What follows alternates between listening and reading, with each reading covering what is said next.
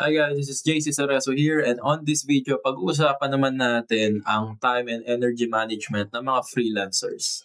Okay, so kung nag-start ka pa lang sa freelancing or for sure nasa loob ka ng community ko and nagmamasid ka ng expectation or naghahanap ka ng ano ba yung expectation sa time and energy management. So share ko sa inyo dito sa episode 20 ng ating Beyond the Hustle podcast kung paano ba i-manage ng tama yung oras as a freelancer. So, isa sa pinaka naging guys, ang problem ko dati nung nag-start ako sa freelancing is time management at saka energy management. Isa yun sa mga bagay na hindi masyado na pag-uusapan sa internet kasi ang alam ng tao, once na freelancer ka na, kumikita ka na ng pera, that's basically it. Pero ang reality kasi guys, it's more than that.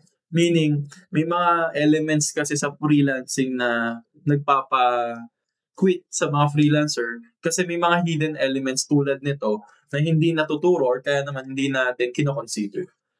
Okay. Kapag freelancer ka guys, ang pinaka-importante sa'yo na resource or capital is oras mo tsaka energy mo. Kapag hindi mo na-manage yan or na-utilize yan ng tama, most likely, yung freelancing career mo is bound to fail. Mapa-marketing ka man, mapa-sales ka, mapa-operation, video editor, and so on. Kapag hindi mo na-manage na maayos yung oras mo, tsaka energy mo, you're bound to fail. And yan din ang mga naging problem ko na nag-i-start ako. Now,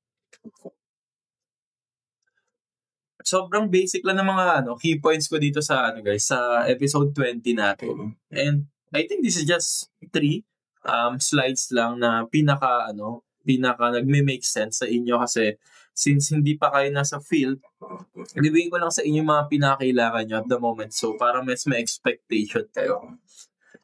So kaya ko naisip tong content na to ngayon is kanina kasi nag-uusap kami ng ng head ko sa sales sa isa kong project. And isa sa naging topic namin is, she is literally working for almost 14 hours. Imagine mo yun, binabayaran siya sa project namin ng 8 hours, pero minsan pumapalo siya ng 14 hours na work time. So, halos dalawang shift na yung minamanage niya. Imagine mo morning tsaka night shift, sa UK time.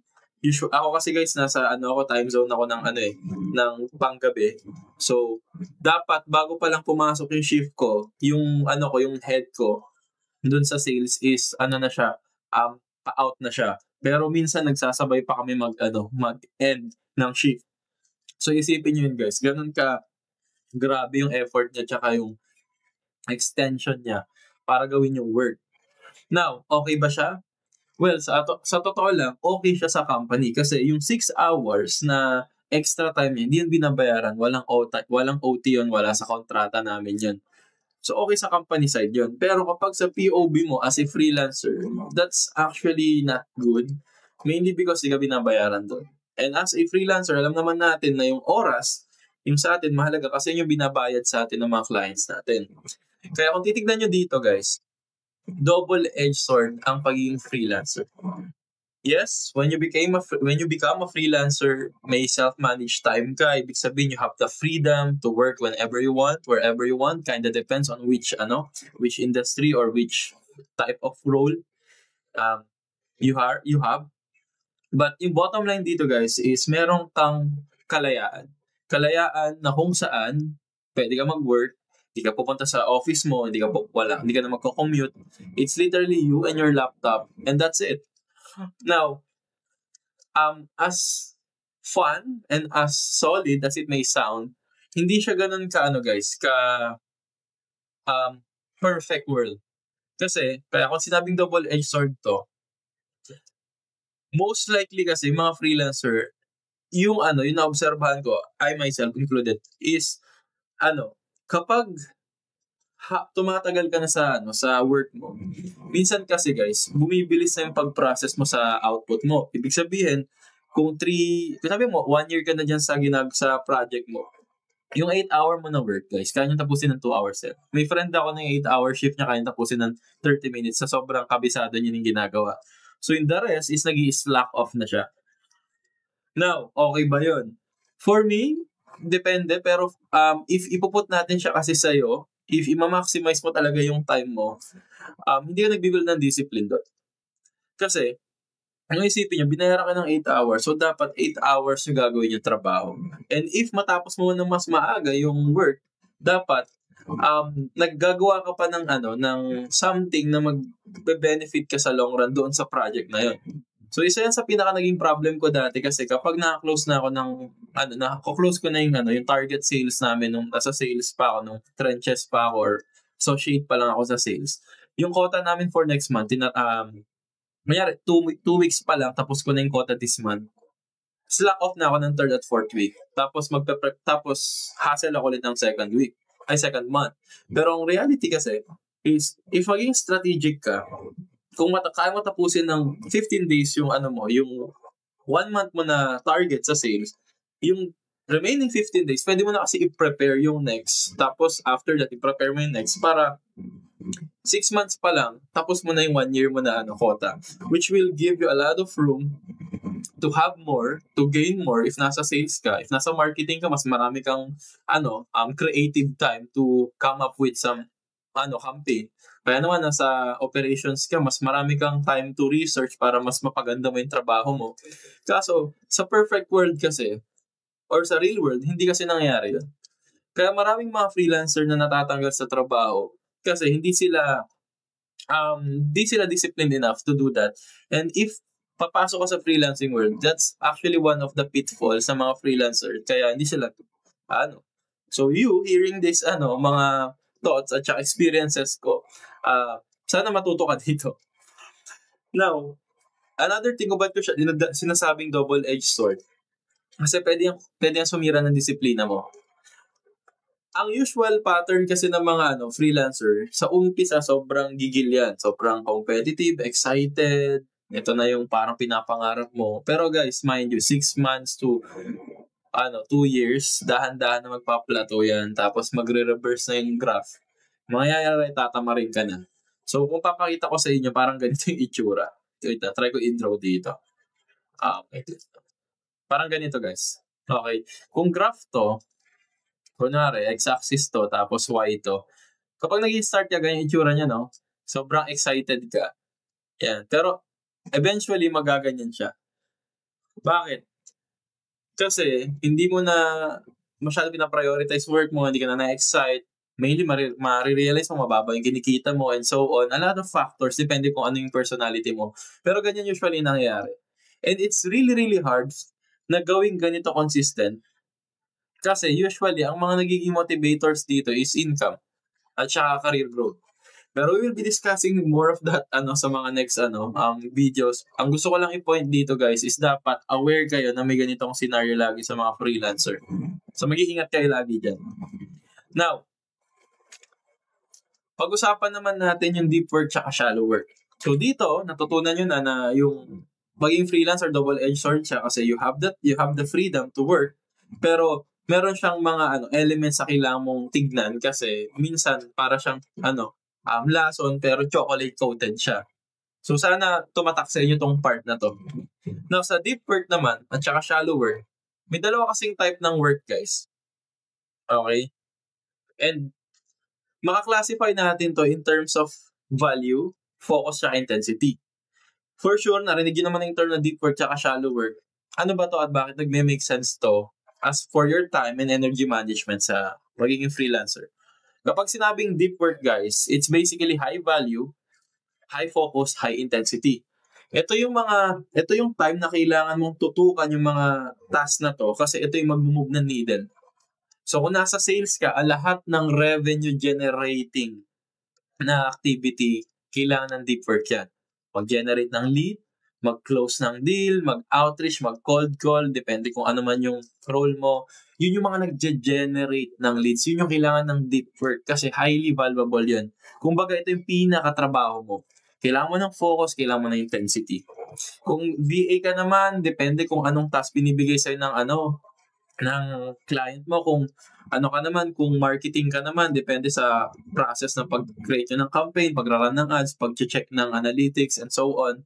So, it varies. Ang pinakapunto dito, guys, when you say deep work, it's the high value, na task na kailangan mo ng focus at kailangan mo intensity.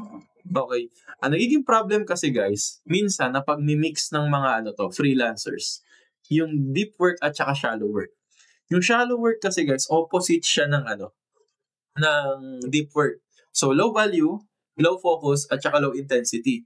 Usually ito yung mga task na pwede mong gawin kahit kumakain ka, kaya naman nakikinig ka sa music o hindi mo masyado kailangan ng pagbigyan ng attention pero matatapos mo siya kasi hindi siya ganun importante. Pero required siya to finish your job. Now, sabi ko kanina, pinaka naging problem kasi na pag-mix yan. So, you as a freelancer, you need to label kung doon sa work mo, sa mga tasks mo, ano ba doon yung kailangan ng deep work? Ano ba doon yung mga shallow work?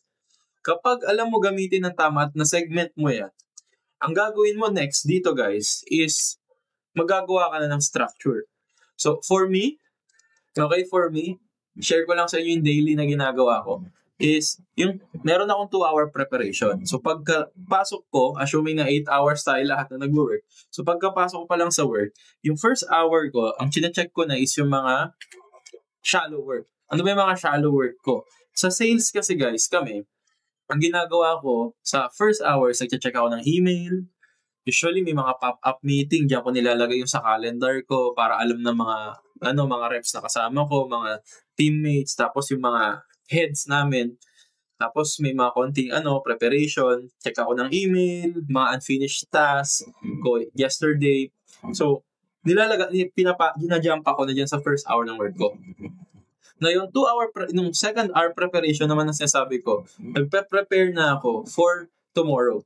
So, kunyari, ang first hour ng shift ko, preparation sa unfinished task kahapon, dinatapos ko yon. Tapos yung last hour ng shift ko is preparation already for the next day.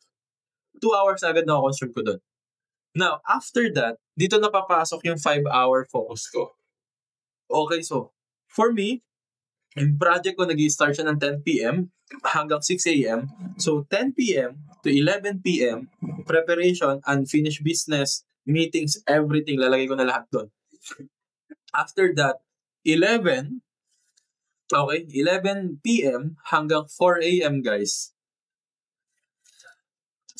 11 p.m. hanggang 4 a.m. guys. Tutok na ako doon. As in. So, ang nangyayari na doon is nandun na lahat ng mga deep work ko. So, mga deep work ko is sa nag-check na ako ng mga partnerships, nag-check ako ng statistics namin, check ako ng mga anything na revenue generating sa since nasa consulting side ako, ang ginagawa ko usually, nira-rundown ko yung numbers, na-check ko, set na ako ng mga meetings sa mga sa mga team, tapos tinitignan namin ano yung mga nagme-make sense, ano yung mga hindi nagme-make sense, ano ba yung numbers kahapon, last week, kina-check namin, i-integrate namin sa strategy, tapos puro alignment. If not, bumababa ako mismo yung nagtatrabaho ng sales part kapag kailangan ng extra hand. So, sobrang focus na ako dito. Ito na yung mga revenue generating activities na na kailangan kong tutukan, which is my deep work. Now, after that, nagkakaroon na ako ng 1 hour rest kasi kapag nag-deep work ka guys, ang mangyayari doon is maka-burnout ka, mapapagod ka doon. So after 5 hours of focus, doon na papasok. 4 a.m. to 5 a.m. Press ako nun. Actually, kumakain ako, nag-snack. Kung hindi man lang nag-snack, higa ako saglit sa higaan ko. Tapos, skim, babasa ako ng mga article. Minsan, nagtitiktok ako. So, yun yung usual na nakita nyo sa internet. Kapag nagpo-pause ako, usually, nasa rest time ako nun. And after that, babalik na ako ulit dito sa 1 hour ko ulit na preparation for next day. So, ganito yung guys, structure ko. Now, minimake sure ko na pina-follow ko lagi yung pattern na to kasi yung pinaka-point nito is para magkaroon ako ng structure at saka tamang management ng energy. Kung titignan nyo guys, dito, parang preparation, so shallow work lang siya. Pina-prime ko sarili ko. Pag na-prime ko na, ready na yung gears, dito na ako mag-deep work. And after that, sobrang tututukan ko na yung sarili ko. After that, siyempre kapag sobrang high intensity ginagawa mo, masakit sa ulo, at the end of that, mag-1 hour rest na ako. After ko mag-rest, ito na yung pinaka-transitioning ko, mag-chillax na ako kasi shallow work na ulit. Then magagawa na ako ng report. Usually, yan yung ginagawa ko guys on a day-to-day basis. Now, bigyan ko na lang kayo ng extra fact. Kailangan dito sa preparation nyo, meron kayong notes. Usually, ako ginagamit ko mga project management tool. Trello, usually ginagamit ko yan. Dati Asana, pero minsan nagno-notes na lang ako dito sa laptop ko. Depending kung saan kayo mas favorable o saan nyo kayang gawin. Sa 5-hour focus ko naman guys, okay, sobrang hirap nito kaya ginagawa ko. Since may ADHD ako, lahat ng bagay na magdi-distract sa akin guys, natapon ko, ilalagay ko sa malayo. Wala akong cellphone, anything na magkakos ng distraction sa akin, tinatanggal ko para makapag-focus ako. Kasi naging problem ko, kapag may nakita ko isang element sa peripheral ko habang nag-work, usually, kinakatikot ko siya na, and minsan nag-waste siya ng time. So, for me, na-find out ko na kailangan pala wala masyado literal blanco. So, pagkalipat ko sa next condo ko, guys, literal, full blackout kapag nag-work ako. So, yun lang. If you want, pwede nyo yan. And may lesson naman tayo about yan sa past videos natin about focus. Pwede mo i-check. So, now, after that, since ang sakit na sa ulo ng pagkataas ko mag-focus, kasi usually nakita ko 5 hours na na ako, on a normal day. Pero minsan, kaya ko mag-focus ng 24 hours. Minsan, dire-diretso pang, nung ginagawa ko yung parliament. Pero who cares? So, after that, 1 hour rest. Yan. Minsan, ang tradition ko, minom ako ng Coke Zero. Hindi naman bibili snacks. Kung anong snacks kinakain ko. Usually, kumakain ako ng parang some sort of a reward kasi nagawa ko yung 6 hours na work. So, depende kung paano yung structure sarili nyo. Pero sa akin, usually, yung reward ko talaga Coke Zero, malamig na tubig, o kaya naman snack na masasabi kong okay. Minsan naman, guys, naglalakad ako sa labas since may malapit na park sa amin ng gabi, 4 a.m. I don't advise you to do that. Minsan naman dito sa baba namin sa residence namin, naglalakad ako dyan, may ikot-ikot ako. Para akong tanga doon. Tapos minsan naman, kapag gusto ko na mas malayo, nagra-rides ako.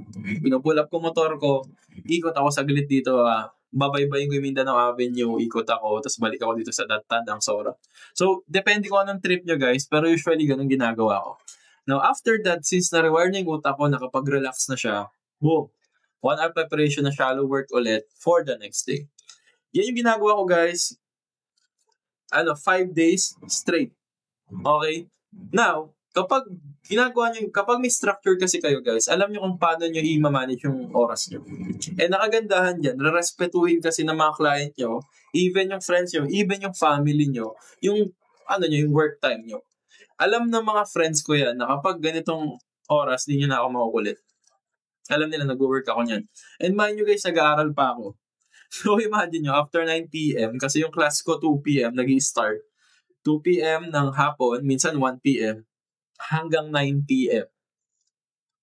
School ako. 1 hour na travel, since Manila to QC, layo, traffic. Then, after that, 10 p.m. nakauwi na ako. Dire-diretso na yun guys, hanggang 6 a.m. nag-work ako. Wala talaga akong time gumawa ng ibang bagay kasi nakalock in yung oras ko. So, sobrang strict ako sa oras ko. And if may konting discrepancy, meaning may ina-adjust akong time, masisira buong schedule ko sa buong linggo. Kaya kung papansinin nyo talagang hindi ako masyado nagre-react sa nyo, pag may time lang ako talaga nagbibigay ng extra attention. Pero the rest ng oras ko guys, nakafocus lang sa school at sa work. Okay. Pero that doesn't mean na parang robot ako. Okay, very strict ako dito guys sa weekends. Sa weekends, off ko yan. Now, sa weekends, ang ginagawa ko usually 2 things. If may klase ako doon, which right now meron ako. So, may klase ako 11 a.m. to 3 p.m. After that, hanggang madaling araw na ng Monday, wala na akong work. And stricto ako doon, walang work, naka-off calendar ko, bawal ako kontakin from work, sobrang stricto ako. So, sinasabi ko sa mga workmates ko yun, hindi nyo ako makausap. Pinavalue ko yung weekends. So, yung weekends, dito ko na pinapasok, itong ginagawa ko ngayon guys, consulting. Okay. Nagbibuild ako ng business ko, which is, I have a consulting business. Dito ko na tinothrow kasi ito yung magiging focus ko anytime soon.